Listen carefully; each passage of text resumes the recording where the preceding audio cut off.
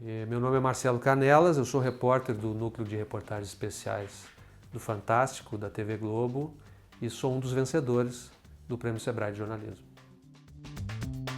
Quando os pequenos negócios viram pauta, a notícia ganha destaque. 7º Prêmio Sebrae de Jornalismo. Eu acho que existe uma característica da cultura do povo brasileiro, ser um povo virador, né? O povo se virar a partir das suas necessidades, né?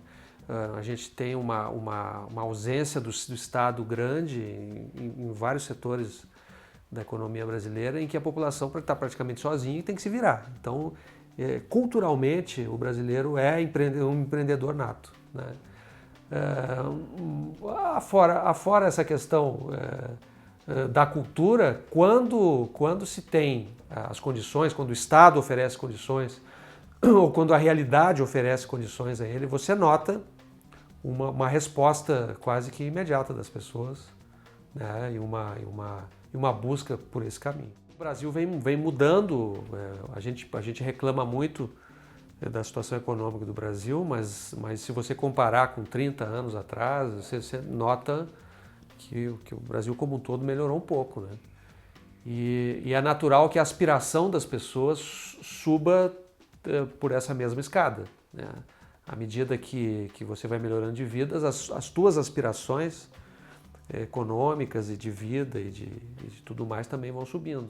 Eu acho que o jornalismo tem um papel de jogar uma luz sobre assuntos que às vezes estão um pouco embotados, né, pela visão cansada das pessoas. É o caso né, do empreendedorismo. No caso dessa reportagem que eu fiz, e que é vencedora do Prêmio Sebrae, foi muito interessante porque fez parte de um programa que tinha esse escopo, né? O programa Brasileiros, que teve uma temporada que foi idealizada pelo Ednei Silvestre e que foi feito por ele, por mim e pela Neide Duarte.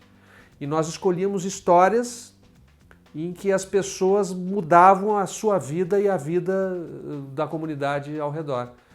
E essa reportagem vencedora foi a história de um grupo de garotos do Agreste de Pernambuco que se reuniu e criou uma empresa de microcrédito e passou a emprestar dinheiro muito barato para as pessoas da comunidade. E aí você percebe que R$100, R$200 emprestados a um juro baratíssimo muda não só a vida de uma família, como da vizinhança toda. Então o cara que não tinha nada e que recebeu R$200 e que comprou uma máquina de costura, ou que comprou uma carrocinha de cachorro-quente, ou que comprou equipamento de uma casa de farinha e que passou a fazer...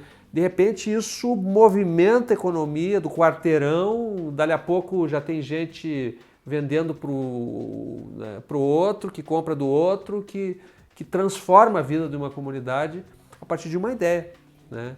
E essa foi muito gratificante para a gente perceber o quanto uma ideia de jovens pobres, de uma região pobre do interior do Brasil, de repente virou um mecanismo de distribuição de renda, né? e de distribuição de riqueza.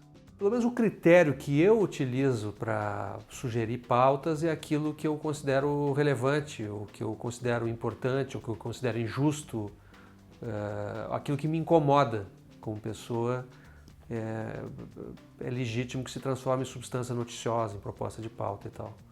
E acho que essa vertente engenhosa, né, que é uma característica do povo brasileiro, é, sem dúvida nenhuma, uma fonte de assuntos e temas para reportagem inesgotável.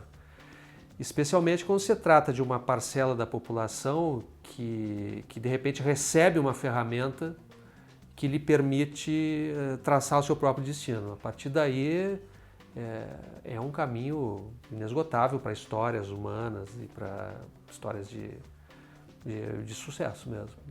O Sebrae é uma fonte de pautas importantes, é um manancial de histórias que nos abastece. Eu próprio já fiz várias reportagens municiado de histórias pelo Sebrae, né? Acho que é uma ferramenta importante que a sociedade dispõe para que uma principalmente uma parcela da população que não tem acesso a recursos, a conhecimento, né, de repente se empoderar e se qualificar para, enfim, arranjar um lugar ao sol. Na verdade, assim, quando eu encontro uma boa história, o que eu penso é na maneira de contá-la, né? Isso é que me move, né? Eu primeiro eu encontro uma boa história, a baliza disso é aquilo que me incomoda, aquilo que eu considero injusto ou aquilo que eu acho bacana mostrar, então eu vou atrás dessa história. A partir daí, assumo uma postura de interlocutor com quem estou retratando. E depois desse material pronto, eu vou me preocupar em contar essa história de alguma maneira, né? A carpintaria narrativa é algo que me encanta. Agora, de que maneira isso vai ser recebido pelas pessoas é uma coisa que a gente só sabe depois, né? E hoje, evidentemente, é replicado. Eu trabalho em televisão, quer dizer, eu trabalho para a televisão. E só que a reportagem continua depois, né? Continua nas redes sociais, continua no YouTube, continua no Facebook, continua no Twitter, ela pode ser replicada, ela pode ser compartilhada, ela acaba... Evidente que as redes sociais hoje acabaram, inclusive, multiplicando até mesmo o trabalho da grande imprensa, né, que é onde eu trabalho. Uma outra questão que eu acho que mudou nos últimos anos com o advento das redes sociais é o fluxo de informações, inclusive a chegada de pautas e de sugestões através das redes sociais. Eu recebo dezenas de sugestões pelas redes sociais. Existe uma quantidade absurda de informações circulando, né? E acho que o papel do jornalista é dar um sentido a isso tudo. E o jornalista tem uma grande vantagem em relação a uma fonte questionável, que é a credibilidade que tem no trabalho do jornalista, né? O jornalista que tem uma carreira como base do seu trabalho, uma história, ele construiu uma credibilidade e um prestígio que lhe permite ter muita segurança sobre aquilo que ele publica e passa a ser essa credibilidade passa a ser reconhecida pelas pessoas. Não acho que o jornalismo esteja comprometido por não jornalistas que produzem informação, de maneira nenhuma. Acho que o papel do jornalismo passa a ser ainda mais importante, né?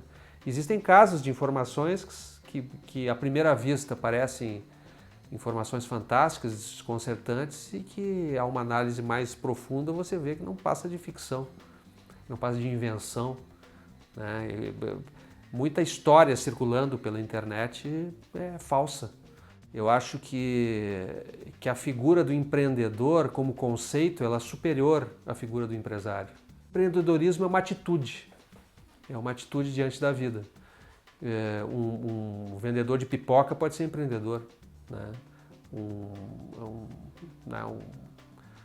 professor pode ser empreendedor, ele pode ter o espírito empreendedor no sentido da inovação, da criatividade, né?